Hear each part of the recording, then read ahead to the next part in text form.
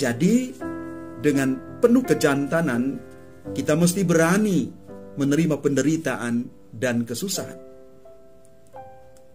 Merasa susah itu biasa, namun berani menderita, itulah semangat kejantanan.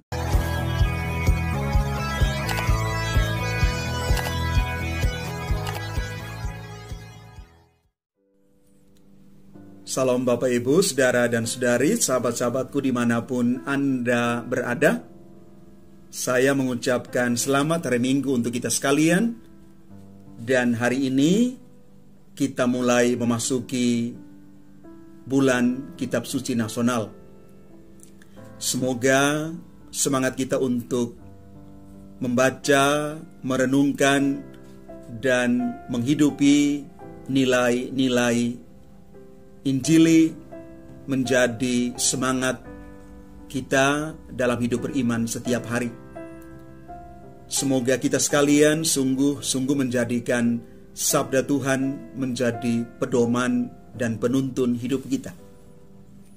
Dan permenungan kita hari ini diambil dari Injil Matius bab 16 ayat 21 sampai dengan 27.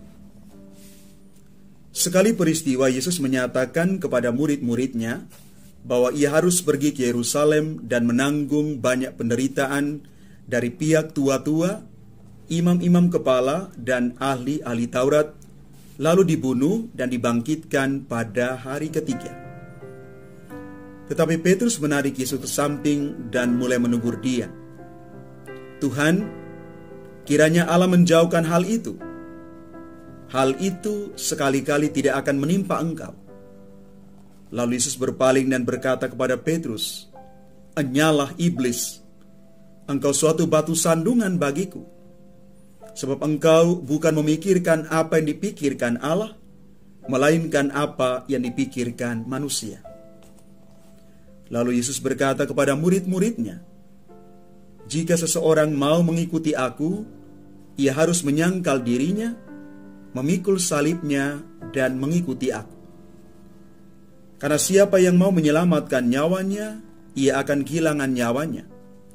Tetapi siapa yang kehilangan nyawanya karena aku, ia akan memperolehnya. Apa gunanya seseorang memperoleh seluruh dunia, tetapi kehilangan nyawanya? Apakah yang dapat diberikannya sebagai ganti nyawanya? Sebab Putra Manusia akan datang dalam kemuliaan Bapanya, diiringi malaikat-malaikatnya. Pada waktu itu, ia akan membalas setiap orang menurut perbuatannya." Demikianlah sabda Tuhan, terpujilah Kristus. Bapak, Ibu, Saudara, dan Saudari yang terkasih, penderitaan, kesulitan, kesusahan merupakan bagian yang melekat dalam hidup kita manusia. Namun, kita sering menolak realitas ini. Kita tidak menginginkan penderitaan atau kesusahan menimpa hidup kita. Petrus juga menunjukkan sikap yang sama. Petrus tidak mau menerima penderitaan, apalagi harus menimpa Yesus, gurunya. Yesus adalah Tuhan, sehingga tidak mungkin dia menderita. Allah hendaknya menghindarkan Yesus dari keadaan itu. Itulah kemauan Petrus. Karena itu, begitu Yesus selesai menyampaikan pengajaran tentang penderitaannya, Petrus berkata kepada Yesus, "Tuhan, kiranya Allah menjauhkan itu. Hal itu sekali-kali takkan menimpa engkau." Namun apa yang terjadi? Yesus memberikan reaksi yang cukup keras. "Hai iblis, enyalah engkau. Engkau batu sandungan bagiku."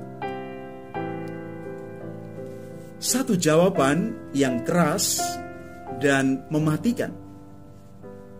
Petrus diam dan tidak berani berbicara lagi. Mengapa Petrus mendapat reaksi yang keras dari Yesus?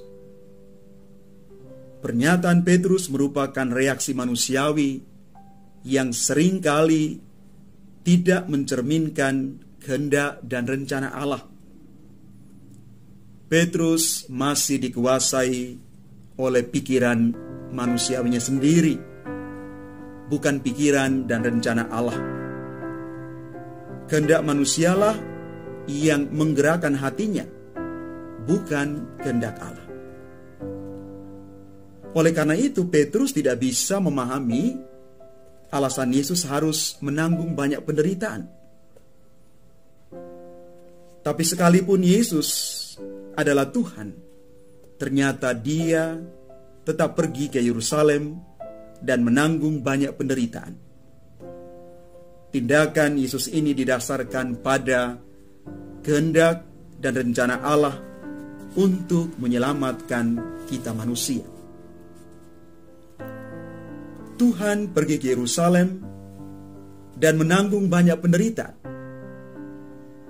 Kita hendaknya menyadari bahwa Tuhan Yesus saja harus menderita, dan kita sebagai manusia biasa tentu rela menanggung penderitaan dan kesusahan dalam hidup ini. Kalau Yesus yang adalah Tuhan mengalami penderitaan, siap mengalami itu, maka sebagai manusia kita juga pasti mengalami nasib yang sama.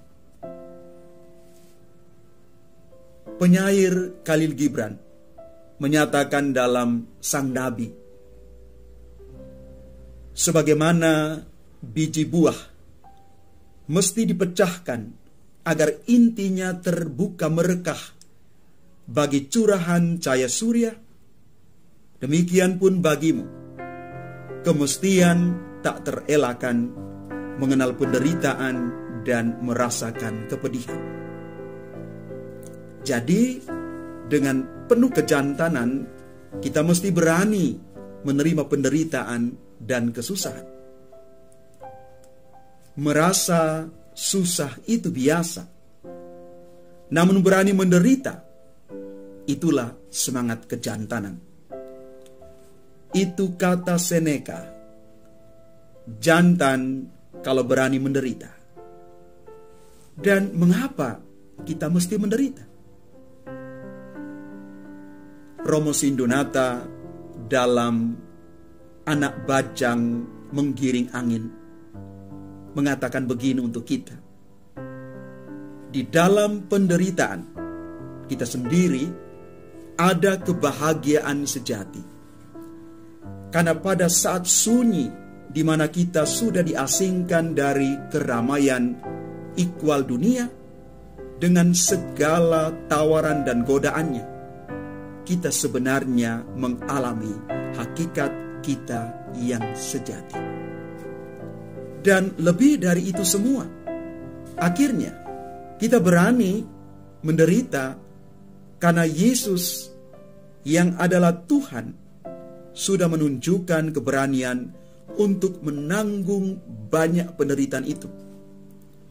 Dan keberanian yang sama itu pula Ia berikan kepada kita. Karena itu Bapak, Ibu, Saudara, dan Saudari yang terkasih, Yesus mengatakan kepada kita sekalian hari ini, barang siapa ingin mengikuti aku, dia harus menyangkal diri. Artinya, dia bukan bersandar pada pengertiannya sendiri, bukan fokus pada dirinya sendiri, tetapi pada rencana dan kehendak Tuhan. Misi Allah di dunia yang mau kita kedepankan, yakni mengasihi Tuhan dan sesama. Yang kedua, kita diminta memikul salib. Kita ambil bagian di dalam penderitaan Kristus. Kita siap memakul salib-salib kita. dan pada akhirnya kita mengikuti Yesus yang sudah memberikan kepada kita jaminan hidup kekal. Akulah jalan, kebenaran, dan hidup. Hanya di dalam Yesus, dan ketika kita ikut Yesus, kita mempunyai hidup yang kekal. Maka mari Bapak Ibu, Saudara dan Saudari yang terkasih, berjalanlah dengan iman di jalan Tuhan. Tuhan memberkati kita sekalian.